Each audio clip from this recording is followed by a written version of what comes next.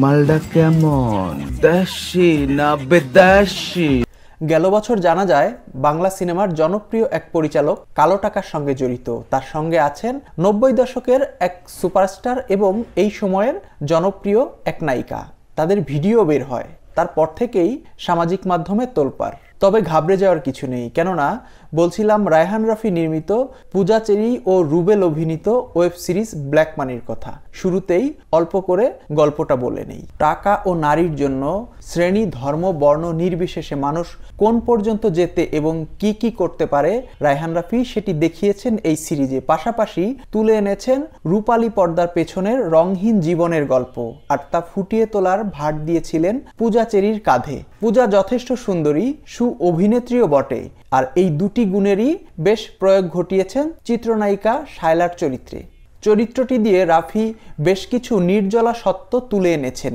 এক, সিনেমা না করেও আজকাল নায়িকা তকমা পাওয়া যায়। আর দুই, রঙিন পর্দায় স্বপ্নের পেছনে ছোটা মানুষটির জীবনের গল্প, তা যে কতটা সংগ্রাম ও হতাশার, শায়লা চরিত্রটি তার উদাহরণ। টিজারে কয়েকটি চরিত্র দেখে ব্ল্যাক মানির ওপর আমার আগ্রহ জেগেছিল।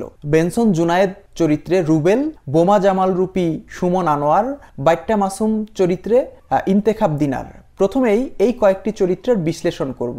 আমরা যারা 90 দশকের, তারা রুবেলের কামব্যাক দেখতে কাকের মতো ওয়েট করছিলাম। এন্ট্রি সিন ও হোটেল ঝিলিকের সামনে গ্যাংসহ রুবেলকে রায়হান রাফি যে ট্রিট দিয়েছেন তা পারফেক্ট ছিল। তবে রুবেল যতক্ষণ মুখ বন্ধ রেখেছিলেন ততক্ষণই ঠিক ছিলেন। মুখ খুলতেই খুলে পড়ে চরিত্রটির উপর জমে থাকা মুগ্ধতার পালাস্তেরা। শুধুমাত্র যা তা সংলাপ ডেলিভারির কারণে চরিত্রটি আবেদন হারায়। ক্যারেক্টারের ওয়েট অনুযায়ী কণ্ঠে সিরিয়াসনেস ছিল না, বরং তার চেয়ে ভালো অভিনয় করেছেন শিবা শানু। হোটেলে ডায়লগ ও অভিনয়ে রুবেলকে ছাপিয়ে গেছেন তিনি। সুমন আনোয়ারের মতো অভিনেতা সবিজে কমই আছে, তার সাদামাটা ডায়লগ কানে বিশেষভাবে লাগে। খল চরিত্রে নিজেকে ফুলের মতো মেলে ধরেন তিনি। কমেডি ও বদগুণ মিশ্রিত বোমা জামাল চরিত্রটিও তিনি ফুটিয়ে তুলেছেন। টাকা দেখে তাল হারানো, স্ল্যাং ইউজ, অভিনয় সব জায়গায় পারফেক্ট ছিলেন। তবে সবচেয়ে ভালো লেগেছে দেশি না বিদেশি ডায়লগটি। মালটা কেমন, দেশি না বিদেশি? তারপরও মনে হয়েছে চরিত্রটি আরও একটু যত্ন আশা করেছিল। কমেডিটা ঠিকঠাক ওয়ার্ক করেনি, সেটি মানা যায়, বাট সবচেয়ে বেশি হতাশ করেছে ইন্তেখাব দিনার। বাইট্টা মাসুম চরিত্রের যে গেট আপ, সেটি হতে পারত এই সিরিজের সবচেয়ে সেরা চরিত্র, কিন্তু তা না করা হয়েছে ভালোভাবে এস্টাবলিশ, আর না পোট্রে করতে পেরেছেন ইন্তেখাব দিনার। মেইলি সাজ দিলেও মেয়েদের মতো আচরণ কিংবা কথা বলায় সাবলীল ছিলেন না ইন্তেখাব দিনার। ফলে চরিত্রটি বিরক্তির সৃষ্টি করেছে। একইভাবে বিরক্তির সৃষ্টি করেছে ব্লেড মিজান চরিত্রটিও। অভিনয়ের লেটার মার্কস যারা পাবেন তাদের মধ্যে অন্যতম পাভেল। নায়িকাকে দেখলে সাধারণ মানুষের মধ্যে যে ধরনের প্রতিক্রিয়া সৃষ্টি হয় সেটি ঠিকঠাকভাবে ফুটিয়ে তুলেছেন পাভেল। অন্যান্য সময়েও তার অভিনয় বেশ নজর কেড়েছে।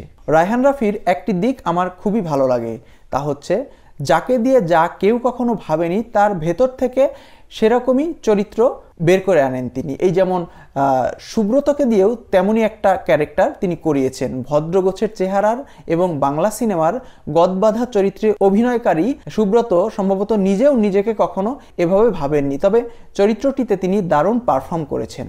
অভিনয় শিল্পী নির্বাচনে রায়হান রাফি বরাবরই মুন্সিয়ানার পরিচয় দেন, এখানেও তাই করেছেন। এমপি চরিত্রে সালাউদ্দিন লাবলু অল্প সময়ের জন্য এলেও দারুণ খেলে দিয়েছেন।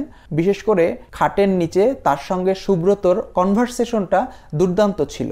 প্রশংসা করার যেমন হিউজ জায়গা রয়েছে, তেমনি সমালোচকদেরও ফিউজ করেনি ওয়েব সিরিজটি। নিন্দামন্দ করারও যথেষ্ট জায়গা রয়েছে।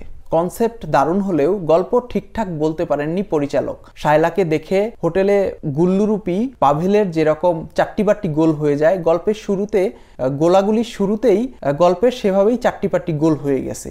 একের পর এক ক্যারেক্টারের আসা যাওয়া, গোলাগুলি সবকিছুতে গল্পই যেন হারিয়ে গেছে। বিশেষ করে চরিত্রগুলো তৈরি করলেও সেগুলো ঠিকঠাক ব্লেন্ড করতে পারেননি তিনি। এবার সে কথায় আসি। সিরিজে টিজারে সুমন আনোয়ার, রুবেল, ইন্তেখাব দিনার বিমোহিত করলেও সিরিজে তারা হতাশ করেছেন। মনে হয়েছে এতগুলো ক্যারেক্টারের ভিড় না করিয়ে অল্প কয়েকটার ঠিকঠাক যত্ন নিলেই ভালো হতো। তা না করায় হিজিবিজি লেগেছে, ডায়লগেও খামতি ছিল, নিজের নামের সুবিচার করতে পারেননি রায়হান রাফি। সিরিজটি মাঠে মারা গেছে। তবে কিছু জায়গায় কমেডিটা ওয়ার্ক করেছে। জয়রাজ, মুকিত জাকারিয়ার অভিনয় হাসির উদ্রেক করেছে। সব শেষে বলবো গানের কথা। এই প্রথম ওয়েব সিরিজে আইটেম গান শুনলাম, সেটি সফল হয়েছে, পাশাপাশি র্যাপ গানটিও ভালো লেগেছে। শেষে এক কথায় বলবো, সিরিজটি ছোট ছোট কিছু ত্রুটির কারণে সেরা কিছু হতে পারলো না, মাঝারি গোছের হয়ে রইল।